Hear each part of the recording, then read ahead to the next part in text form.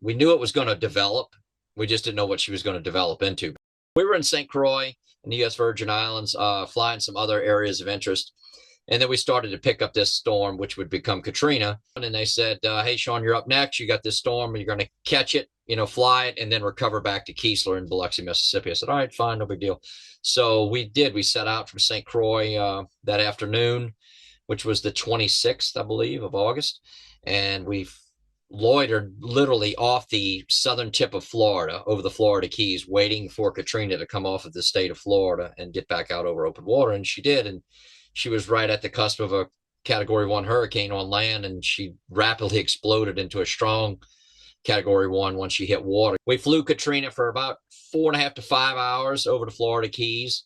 Like I said, she had rapidly developed. As we were flying the storm, we could hear on the J model C-130, we have what's called the Marine band frequency on radios, so we can listen to Coast Guard frequency and stuff. We can pull it up.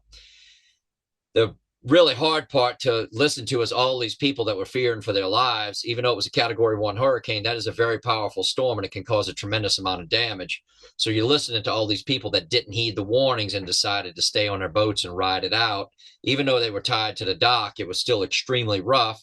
Some of them broke loose. Some of them were out over open waters and stuff. So, listening to these people calling for help and assistance from the U.S. Coast Guard, and it was pretty chilling to hear the Coast Guard say, keep us advised. We can't risk a cutter to come out and save you at this time.